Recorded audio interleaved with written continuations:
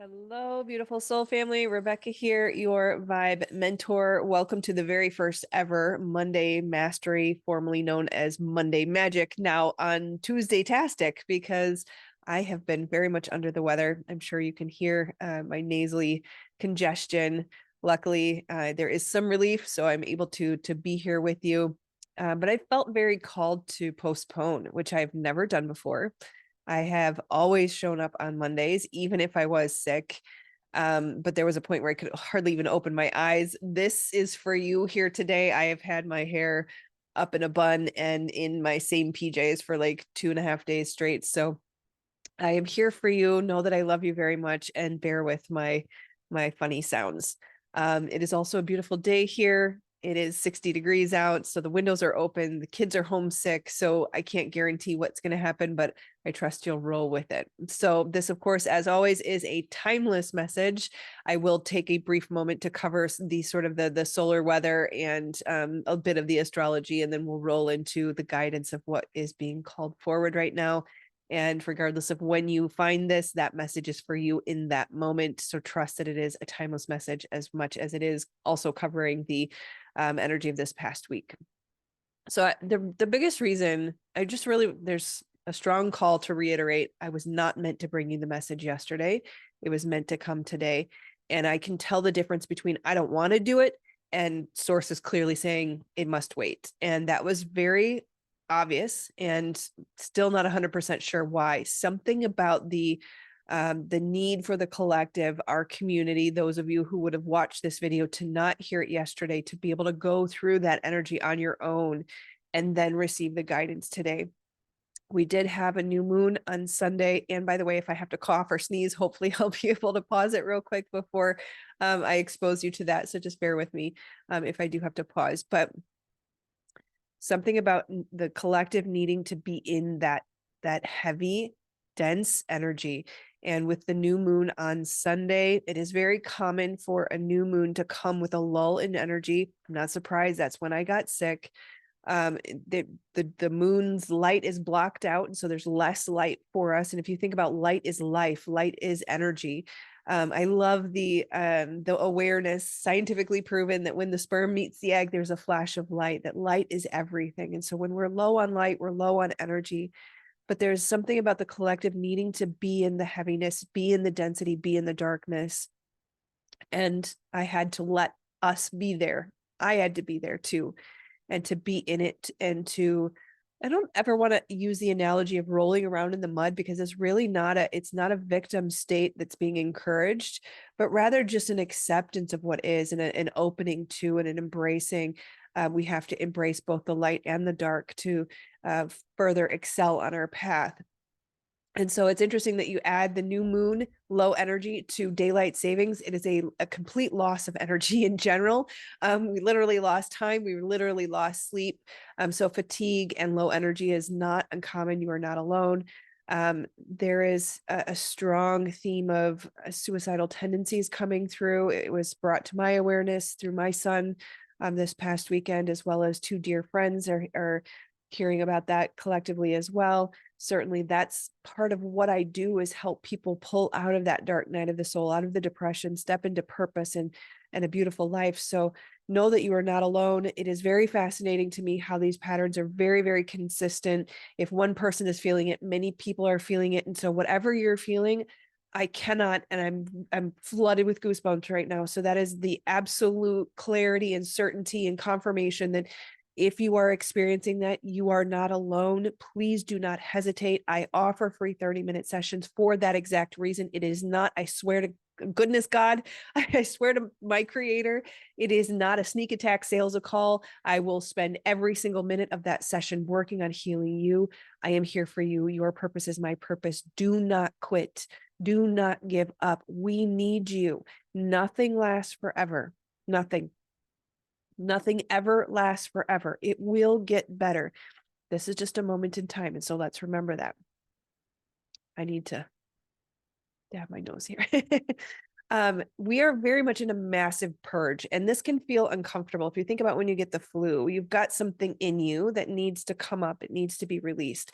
And the vomiting, convulsing, the maybe even dry heaving. It's painful. It is not fun. And that is very much what these moments are like when we're in the darkness, we're in the yuck, we're getting familiar with what needs to be let go of. And I had a strong sense too that the darkness has been amplified over the last few days, so that we have a deeper desire and a deeper urge and a deeper push to purge, push to let it go. And yeah, we did have a couple of solar flares Sunday, and then we had KP spike on Thursday. But beyond that, a few random small minor Schumann resonance spikes, nothing major, nothing to speak of. Relatively calm compared to the last few weeks, certainly calm relative to a solar peak. And so it was also very strongly suggested that I let you know that it is very common during a solar maximum and a solar minimum to have difficulty or strife or major issues collectively in the world. And so there's a lot of different things happening. You can call it the solar maximum. Depending on who you talk to, it might be the Kali Yuga. It's very much a shifting, right? You could say biblically, they would say the end times, very much the end of a time. And there are a lot of things being brought to the surface to be let go of, to be cleaned up. And if you follow me, you know I love the analogy of having a closet full of crap. And the only way to clean out that closet, all that crap has been there. It's just been hidden behind a door that we keep shut because we don't want to notice. We don't want to see what's there. But you have to open that door. You have to pull all that stuff out. You have to make a big mess on the floor and smell the stinky socks and face the dirty laundry that should have been washed 6 months ago, so that you can organize it, put it into little piles, throw out what is bad and no longer useful, put in new shelves, new structures to organize it, and reorganize and put everything back in the closet. That's what's happening right now, is we're pulling all the crap out of the closet. And it might feel like, how do we get here? But this has been here a long time. And so regardless of what you could blame politics, you could blame the Kali Yuga, you could blame the solar maximum, you can blame the astrology, it doesn't matter, you can blame ascension, none of it really matters. At the end of the day, we are where we are, and it will pass. It is going to get easier. Every peak has a valley. Nothing lasts forever. So again, I just want to reiterate, you are not alone. Reaching out for help will help. I have a gift to help you. That's why I'm here. So please take advantage of those free 30-minute sessions. Otherwise, if you're doing the work, you'll be fine tomorrow. I'm already starting to feel the release, the pressure in my face, my teeth and my eyes can open and my teeth no longer hurt from the pressure of the sinuses. And while that seems very personal, it is again collective. We're feeling this pressure in one way or the other. And so again, you're not alone. Okay, I'll move on from that. I know I've beat that dead horse, but if you look back even just a Thursday last week, Thursday was freaking amazing. It was such high vibe energy. Every session was on point. People were moving through stuff like it was no tomorrow. It was the most beautiful and powerful shifting energy I've seen in a long time. And I'll say that pretty regularly, because every couple of weeks we get one of those days, and it makes it all worth it. And it reminds us that that's going to come again too. Right? This too shall pass. Right? So this is interesting. This was very much a channeled statement, so I just have to read it. It said, to some degree, it felt like a spiritual battle, but we must remember that we are only fighting with ourselves, as within, so without. So what that means is, many times we want to blame the bad guy. We want to blame the devil. We want to blame demons. We want to blame politics. We want to blame whatever spiritual battle we feel we're going through. And to some degree, it is a spiritual battle, but that battle is fought and won within us. And what we experience is determined by our level of understanding and our level of connection and surrender to source, remembering that pain plus resistance equals suffering. We don't have to suffer. It's only if we're in resistance to what we're experiencing. And I want to clarify that, because the statement starts with pain, right? So there's got to be pain in general, right? So the pain that we experience is so minor relative to the suffering that we experience when we're in resistance. When a couple weeks ago, I wrote a post, did a video, it was about being sort of stuck in between Christianity and metaphysics.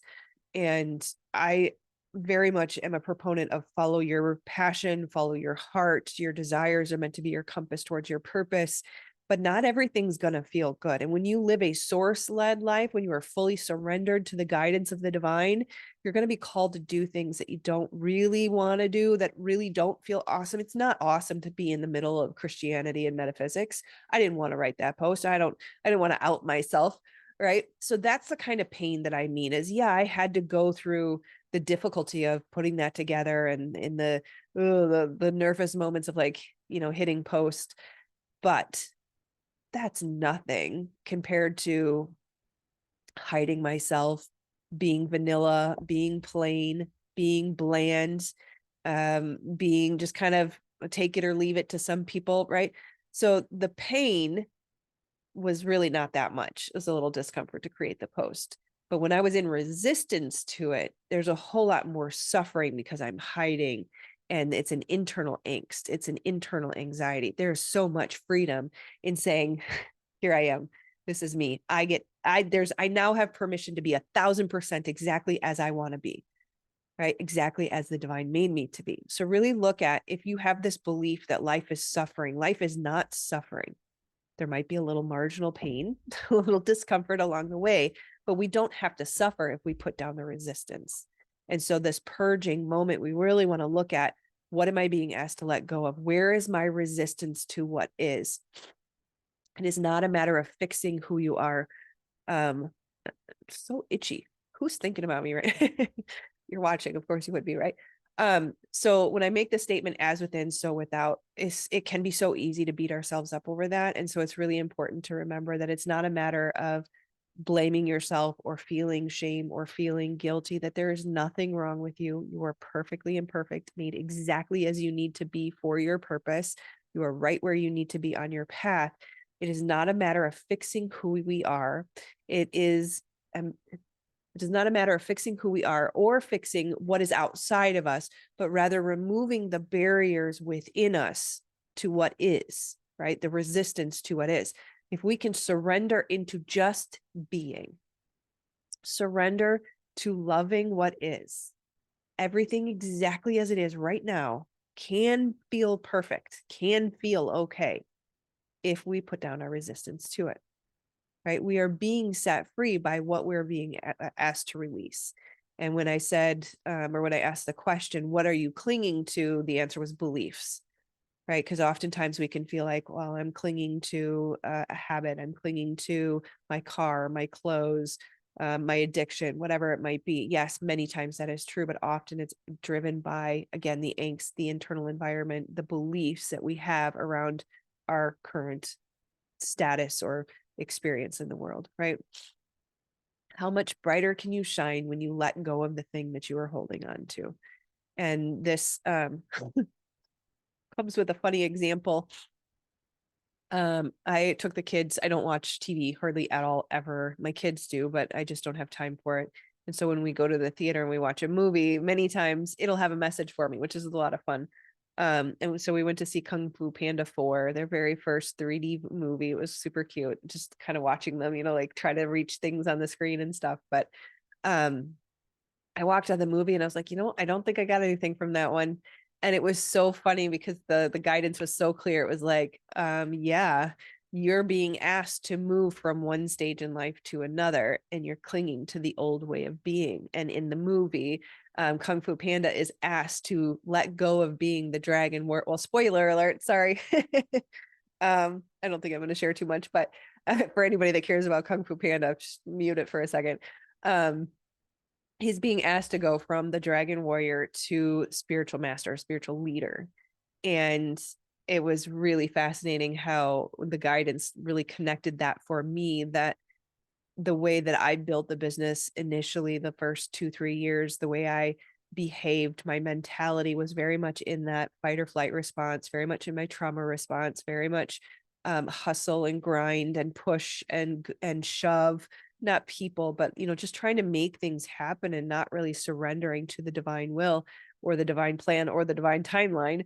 And then experiencing the freeze and the shutdown and the crash that would be coming, following right on the heels of the pushing too much. And of course, I'm getting the the ear ringing, which means, yes, we're leveling up. This is awesome.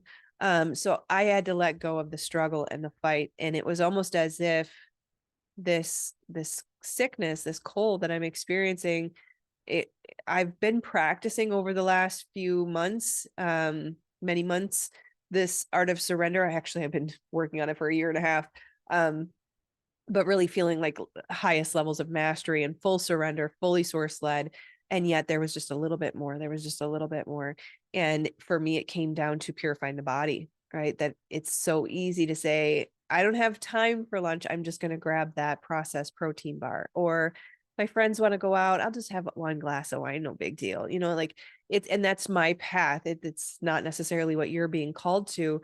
Historically, they will say that give the wine to the brokenhearted. It's not necessarily a bad thing. It can help, right? I don't even want to encourage that, but for me at this stage, this vessel needs to be absolutely clear and absolutely attuned. And so that was the final commitment this past week. Was like, okay, I'm done for good, right? So give me grace if I fail and fall. That's okay.